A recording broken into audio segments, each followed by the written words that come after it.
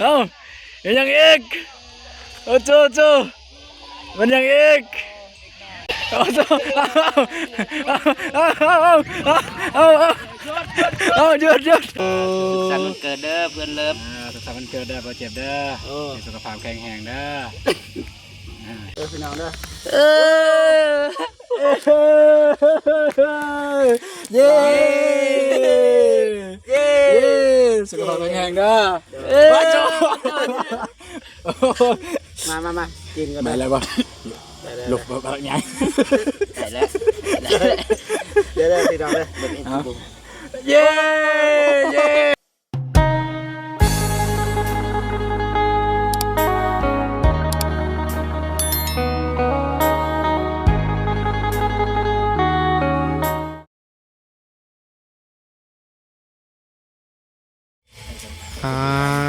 พี่น้องเอ้ยเปิดภาพมาเรือน้องน้ำฝนพี่น้องเอ้ยบายดีเด้อสองหนุ่มเด้อเห็ดหล่อเนาะสบายดีเด้อสบายดีเด้อสบายดีน้องน้ำฝนดีเดินนะเบาเจ็บสบายดีเดินนะเบาสบายดีเดินนะเบาตูนสบายดีเดินทางผู้ใหญ่เจ็บบนทุกทางแล้วก็เสียฟังไทยฟังเราดูอยู่ในต่างประเทศหรือในบ้านเราก็ขอสวัสดีบุญสุขคนเด้อฮอดไซเฮือนสาร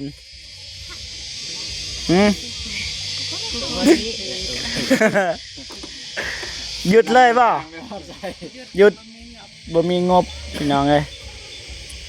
หยุดบ่มีงบจะได้ทางบ่ฝนมีงบมาเท่าใดเลยไฟแอมมีแล้วไฟแอมครบเลยป่ะบนถนนจะว่าไม่อันนี้ไม่ตังบนถนนนี้เด้เอาไม้ให้อายบนแอมไม่ได้แอมค้างซื้อที่มีแอมในบนถนนเบิ่งคือว่าเอามาก็ตามไม่แดงคนว่าเท่าไรสหาตับบ่ตกสหตับบ่สหาสหประมาณนี้แหละโอ้มียุคเห็ดลายลังอยู่แต่ว่าก็ให้อายเป็นลายยานมันเขาลายบ่ถือเขาบ่เป็นสางมันสิยากเขาอีกพอเราเป็นผู้มาเฮ็ดเด้ให้แดงมาเฮ็ดบ่แม่น่าจะแม่บ้านเฮาเฮ็ดบ่เป็นตะปูตอกเป็นจะได้แตกตะปูแม่นเนาะบ้านเฮาเฮ็ดเองแม่นบ่มีครอบสำหรับฝนครอบไปแล้วขอบอันนี้นะปกติมันมีขอบจงว่ามันอันเด้โอ้มีคือบ่ใส่ขอบบ่ตัวนี้บ่ตัวนั้นอันนั้นลบขอบบ่ได้ซื้อบ่ขอบนะปิดเนี่ยขอบปิดถ่ายจงว่าอยู่ขอบปิดขานี่ตัวนี้แหละแต่ว่าเขาตีแล้วนี่เขาตีมันซื้อแล้วบ่แม่นเขาเอาแบบเป็นแผ่นเลยคิดว่าบ่เฮานี่แหละไปสั่งแม่นไปทำกันไปเตียงแต่ว่าเฮาสั่งเป็นอันนั้นเพิ่นเยี่ยมให้แต่ว่านี่น่าสิตีเลยคือว่าตีเลยสิบ่ได้เลยเพิ่นมักแบบใดเฮ็ดจังได๋สร้างเพิ่นเรือในนึงเพิ่นขดแบบจะเอาแล้วมันเป็นสร้างตัวจริงพี่น้องเอ้ยสร้างมาซอยสิแต่ว่าสร้างมาซอยแต่ไอแดงมาซอยปีกย่อยป่ะสร้างปีกย่อยหอนี่พี่น้องหยุดก่อนงบกับบ่มีไม่จะฟ้าแล้วก็ไม่งบบ้องงบโอ้ลูกตั้งเส้นนะลูกตั้งเท่าไรไอแดงคนว่า70 เส้นหนึ่งก็เท่าไรประตูน80 18กับ80 18ให้อันนั้นเลื่อยแล้วน่ะเพิ่นจะนับไปเลื่อยสร้างที่มาซอยเพิ่นมาเซ็นเรื่อยให้บ่ให้ฟรีซื้อเพิ่นเลยบ่ค่อยบอกมื้อเช้าให้เพิ่นเลื่อยเลยบ่เพิ่นเลยบ่ดีกันบ่ได้เพิ่นมีหลายดอกเพิ่นสิรุ่นให้บ่เส้นเท่าไหร่60ก็พอเอาแล้วไม่18แล้วมันก็ขึ้นกับไม้อีกบัดนี้ไม่เอียงตายเอียงจำปานะบัดอ๋อได้อยู่คันใหม่นะได้เพราะคันใหม่อันบ่เอางบค่าสร้างมีบ่น้องท่านมีน้องบ่ท่านมีงบสิพี่น้องเอ้ยงบค่าสร้างแต่ว่าฟ้านี่มีบานประตูวงกบน่าจะมีอยู่แต่ตามเอื้อยเพิ่นเว้า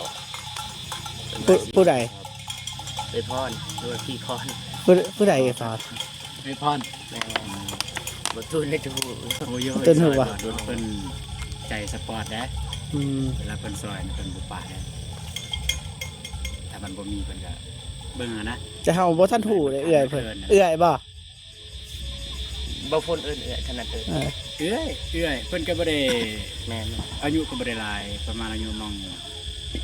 สิเป็นหลัก4ฮอดหลัก แต่เฮานี่บ่เคยรู้จักเอื้อยเพิ่นเลยนามส่วนตัวหรือว่าใน YouTube เป็นหยังก็บ่ฮู้สำบ่ฮู้ว่าเราเข้าไปเม่นหรือบ่บ่ทันฮู้ บ่ได้แล้วตัวนี้เป็นสิฮู้จักเบิดเนาะผู้ใหญ่เนาะบางเทื่อผู้ใหญ่นำแต่บ่เจ็บบ่พอได้บ่ฮู้ผู้ใหญ่ทางบ่เอานุ่งเฮาบ่ฮู้ผู้ใหญ่เนาะมันมีหลายคนเด้ แม่นแต่ว่าเอื้อยพรเนี่ยเฮาเคยได้ยินแล้ว เคยยินเนาะ คือซอยน้องบองอะไรอย่างเขาก็เคยได้ยิน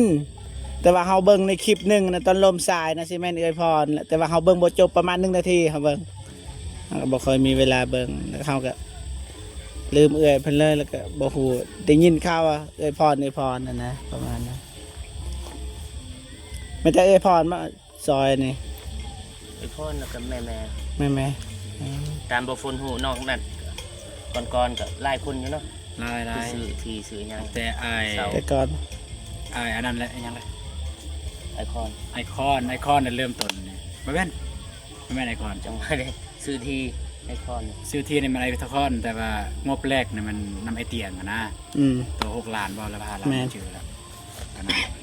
งบน้ำเฮาก็หลายเติบเด้อซื้อตีนซอกตีนเซาซื้อเส้นนี่ยังน้ำไม่แดงนี่ยังก็หลายเติบอยู่แต่บ่จื้อว่าเท่าไหร่น้ำเฮา ธรรมดาเนาะสับเสยเพื่อนหลัง แม่น ใส่ แต่ว่าปิดท้ายนี่จุแม่เพิ่นสิซอยบ่ ปิดท้าย ไหนแหละนี่ บ่ทัน ท่านฮู้บ่ทางเฮาก็บ่มีนะ แต่ว่าก็บ่ทันได้รับปากหยัง อื นะ ม เราก็บ่ฮู้บ่ได้ทาง ก็เรื่องเงินนะเงินสิหาง่ายๆเพิ่นก็ใส่เวลาไว้กัน มีเพิ่นก็ซอยมี มีหรือบ่มีตัวนี้นะถ้ามีเพิ่นก็ซอยถ้าบ่มีเพิ่นก็บ่ได้ซอยนั่นนะเด้อ ยิ้ม เอาบ่เป็นไรได้ครับ มายังไงกินข้าวกินน้ำมาอัปเดตแล้วมากินข้าว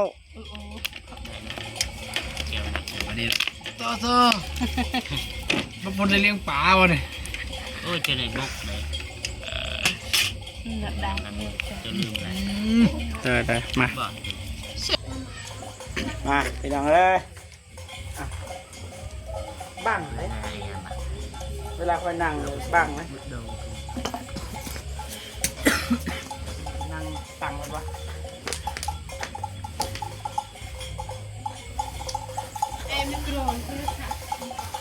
จ้าลูก จ้า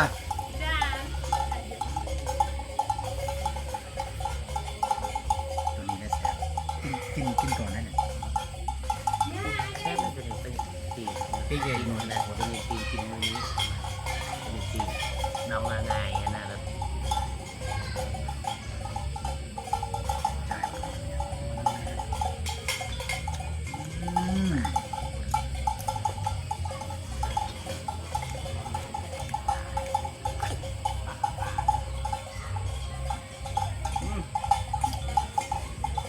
แซ่บธรรมดาสิเนาะ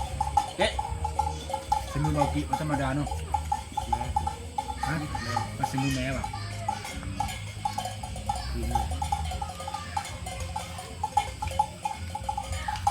บ่มักกินปาก ฮะ ปากนี่แข็งมันกินเป็นตัวมักกิน เมื่อตอนยังแบบพูดนั่นเองยังหอม กินยา แต่ที่ว่า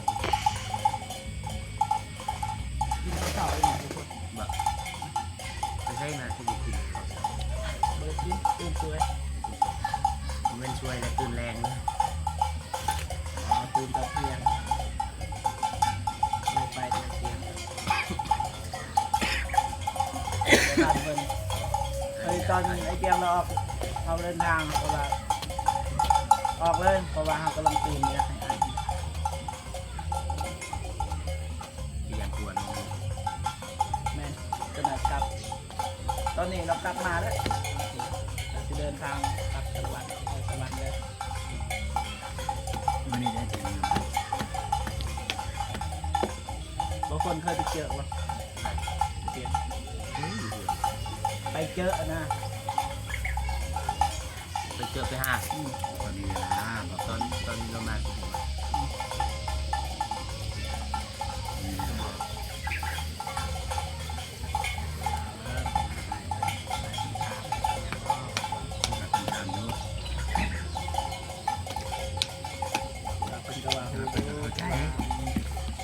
ถามแต่ว่าเข้าใจคนเข้าใจ มาจากใช้มึง โอ้ยสา บ่ได้เว้า คือปกตินะแต่ว่ามีเวลาไปถ่ายคลิปนี้แป๊บถ่ายเท่าเดียวไปหุ่น โอ้โหใจ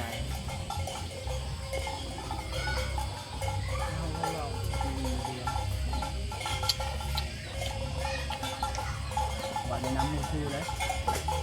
เอาเป็นมูคูเขาก็บอกว่าคืออะไรจริง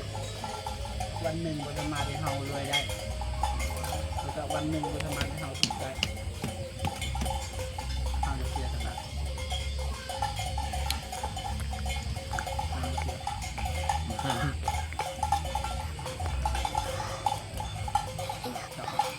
เรียกลายเป็นนะเป็นมีเวลาทำเดือนก่อนเลย เดือนนี้ถ่ายผู้มือจะเป็นมือละคลิปแบบตื่นเช้ามาไปถ่ายบอกตอนแรงมากครับ ไปบอกไปทำเดือน เ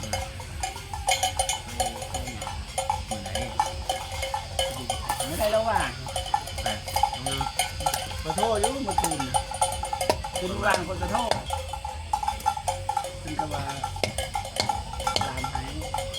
จะติดที่นี่แน่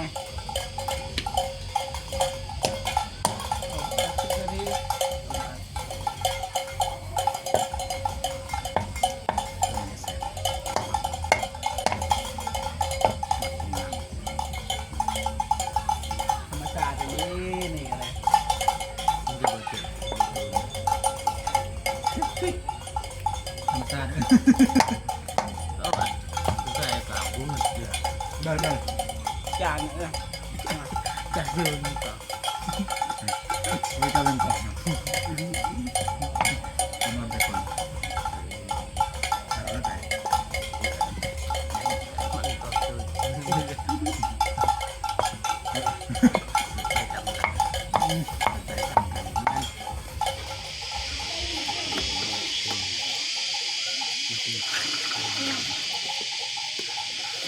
เวลาได้ที่มาได้ เจ้าอันมาเนี่ยเขาใจร้ายจริงว่ะ ที่มาอยู่นะบางคนจริงบางคนแต่ว่าคาเวียดนะจะมันคาเวียดแต่บางคนมาก่อนนะบางคนมันจะตัวคือสีอัปเดตในแบบจริงๆ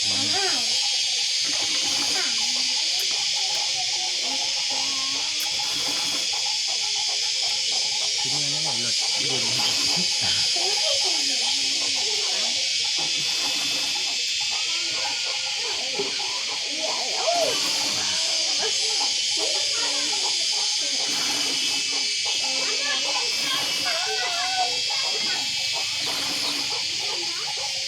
มันคือทาง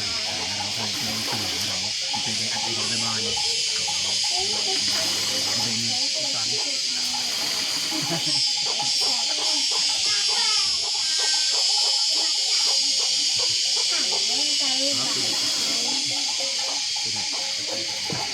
มันบดนมันจะโดนแล้วที่ไหนต่างๆ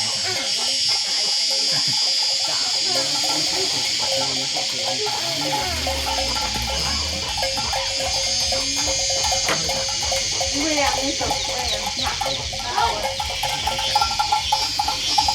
เจ้าไม่หนา จะหาย น้ำมัน จาน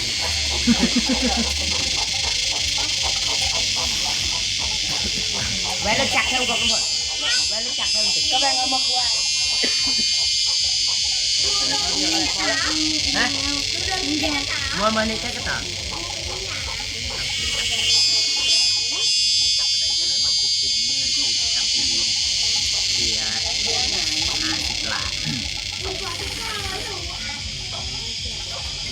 เริ่มนี่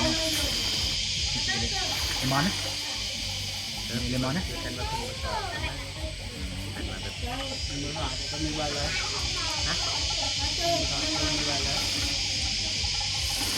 ก็ไม่ดอง ได้อะไรเยอะแล้วเอาปลามา คือได้มีกัน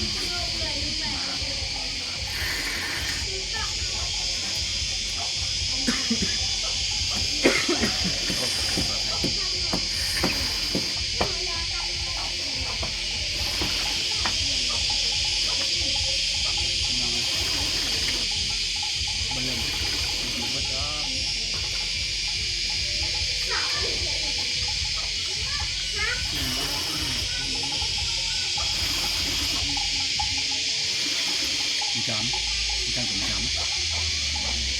ฮะ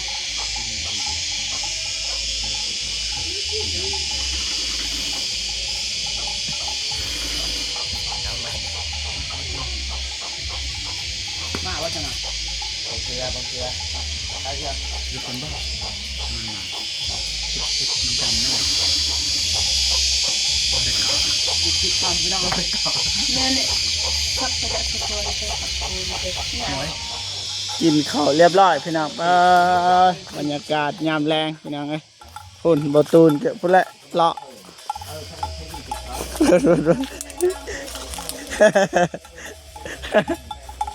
ฝุ่นมันสีทายมุมไกลเลยพี่น้องเลยพอพี่น้องเบิ่งกันอยู่ติดทุ่งนาเลยพี่น้องมันฝน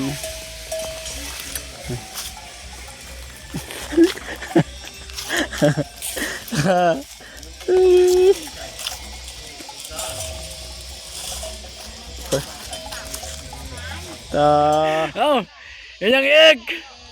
โอ้โจมันยังอีกได้อยู่มึงคนปะโตได้อยู่เฮ้ยสิว่าจะคลองมันเกิด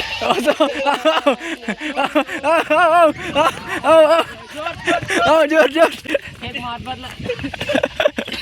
เอาต่อยบ่ตุน ยัง ต่อยนี่ ตัวยัง กาแฟหมดเลยใส่ นี่อยู่ โอ้ย กาแฟน้ำผู้ใดเด้อ ใส่กาแฟ มีอยู่กับใครมีอยู่ มีบ่ ใส่ มี ไปเยี่ยมชูยูยังนะต่อยก่อนเอากาแฟต่อยก่อน ต่อยให้ เจ้าของมันเกิดต่อย อาจจะขอวันเกิดต่อยให้เลย ย้อนหลังจังบาดเจ็บเพิ่น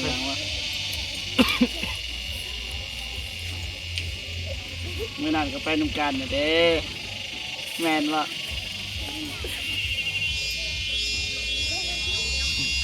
แม่นเมื่อไหร่จะเป็นกันแต่ว่าย้อนหลังอีกสักนึง เนาะเจ้า Happy birthday to you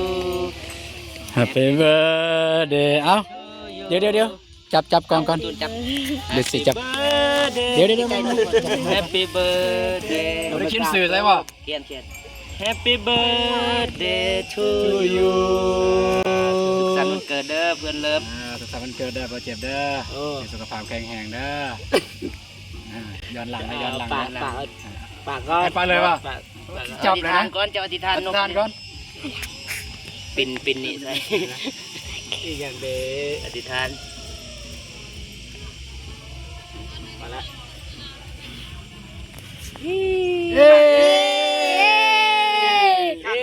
เอาวะอย่าจะได้เห็ดบ่ได้วางแผนกักเนาะโอ้ยเจ็บปวดดีวะเจ็บปวดป่ะ จังหวะโอ้ป่ะอันนี้โอ้แต่ว่าไม่เอ็นแม่มาติไก่มันควรจะไปมันได้เห็นอ้าว แล้วขึ้นมาอยู่หันไปจอบเบิ่ง แล้วดึงเวลาอันนี้ดึงเวลามาพี่นะมายืนนี่นะแต่ตรงหน้านะ คอยกำลังสิจบคลิป เดี๋ยวจบคลิปดึงเวลามานี่นะ โดนแน่เจ้าของหันมาอยู่ไปเอิญมีแต่หันเดียว ใส่มีดตัดเบิ้ง บ่มีบวง ให้เบาเจ็บกินก่อน ให้เพิ่นก่อนหนึ่งเลย ย้อนลังเบาเจ็บ ใจหลายเด้อมาสวยบวงเขียน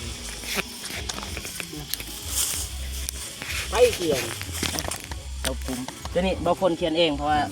เจ้าของหานเพิ่นบ่อยู่นี่ตัวใหญ่ๆนี่ตัวมันบ่ได้จะเป็นต้องไปเอิญมัน คักนะสะพายวันเกิดนะ มันแต่สิตักจังซี่แหละบ่เจ็บกินเนาะ แต่ว่ามันใกล้โพดแต่ถึง ไปยืนนั่นเบิ่งกอง คุณเป็นถ่ายได้ ยืนเลยจังซั่นเลย ยืนบ่ต้องติง บ่ต้องติง จับเบิ่งกล่องเจ้าเบิ่งกล่องบ่ต้องเบิ่งนี่เด้อเจ้าเบิ่งใน นั่งเลยมาบวงมา ไหลดอก ให้บวง กินกันได้วันนี้ได้ ให้เจ้าของวันเกิดกินก่อนพี่น้องเอ้ยเจ้าของวันเกิดกินก่อนไม่ได้กันอัดอะไรเยอะสละ พี่น้องเด้อเย้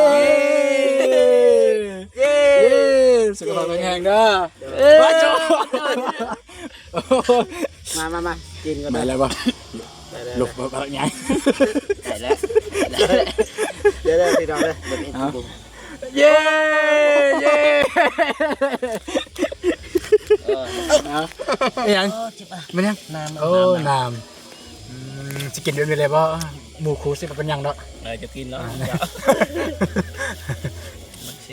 แซ่บเลย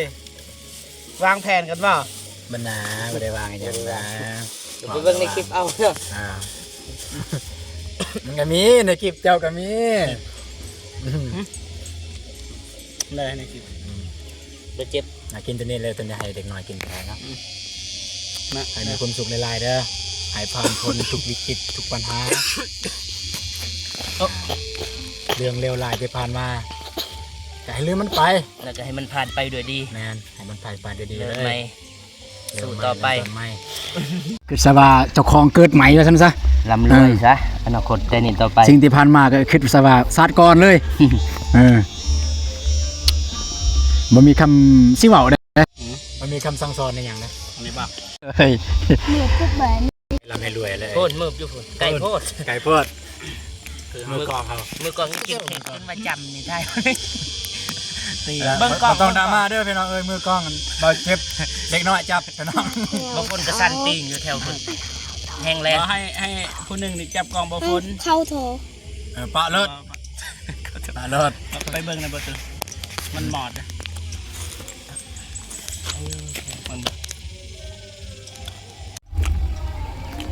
ป้าพุ่น ตุลีป่ะ ปะก่อน เนี่ยก็ได้ เดี๋ยวนั้นจับเลย เห็นอยู่บ่น้ำฝน ร้าน เห็นหน้าเห็นตา ร้านเบาเจ็บโทรมา บ่เห็น จับยัง บ่นี่เห็นบ่ ตัวนี้คนละ คิดว่ามันสะท้อน บ่แม่นเบิ่งใส่เฮาเด้อเบิ่งใส่กล้องเบิ่งใส่ในจอโทรศัพท์ มันเป็น เบิ่ง เอ้ยจู่ๆบ่แม่ ด้วยเว้ยบ่ บ่แม่กล้องบ่ต้อง เนี่ยได้จะว่าบางอย่างอะไรไปปอนมันเกิดอะไรมันจะที่ว่าว่า แม่นบ่สิอวยพรวันเกิดเด้อครู บอฝนไป แต่อันนี้แหละ สะท้อน แต่ว่าบ่คนฮู้อวยพรครับอวยพรให้บ่เจ็บเพิ่นแต่ละบ่ตูนนี่พอได้อวยพรเนี่ยบ่เป็น เบิดสำนักในอยู่ดีแม่คนเก็บบ่ได้ก็คือความไข่บ่มีให้ลำให้รวย จริงๆคือเขาเคยบอกไอ้เถื่อคำนี้ไผก็ใส่นะส่วนหลาย จริงใดที่มัน เจ็บ ดี เถอะ ก็ทิ่ม บ่ฝน เก่า คือก่อน เริ่มต้นใหม่ปีใหม่ คือเขาเคยบอกหั่นแหละบ่ต้องอันนี้มากมายไก่กองอหยังก็ได้ถ้าบ่จัดวันเกิดก็บ่เป็นหยังหั่นนะที่เขาเคยเว้าตลอดอยู่พวกเจ้าบ่ต้องเฮ็ดอีหยังเขาก็ได้ซุมื้อนี้พวกเจ้าก็เฮ็ดให้เฮาหลายนะ ขอกินได้ป่ะ ได้ เปิดบ่ได้ยัง เอาบ่ฝนเจ้า ผูกแข แขนเด้อ นี่มีผู้แก่ใน ผูกบ่ได้อยู่บ่ได้เว้า คนละหลานนะได้บ่ ผิดตัวผิดของ ตัวลิเงินบ่ประตุนเงินบ่เอาวางอย่าง ฮะยังจะเฝ้าก่อนจังน้อยจังเว้านี่แหละเหมาะสมเลย อย่าละ เราก็มีอยู่เป็นพัน คนละจะได้10 บาท ก็สิให้เดี๋ยวบ่มีเลยจุกคือกัน ข่อยพันเหรียญเด้อข่อยเด้อเอามาหายคนนั้นอย่าง ให้คนนี้ที่ หายกดนี้หายกดนี้หายกด บ่ นี้ แม่น ดีกดมา นี่ไปหัดดิ หายกดนี้หายกดนี้หายกดนี้ดีกดมาเด้อผูกแขนควายคนอยู่ผูกแขนซ้ายคนอยู่ผูกแขน ทั้งนะมันเกินสามแต้ม เอาผูกแขนไปน้องเอ้ยในฝ่ายผูกแขนคักสุดบาฝนกับบาตูนเกี่ยมไว้บาเจ็บสุดยอดเนี่ย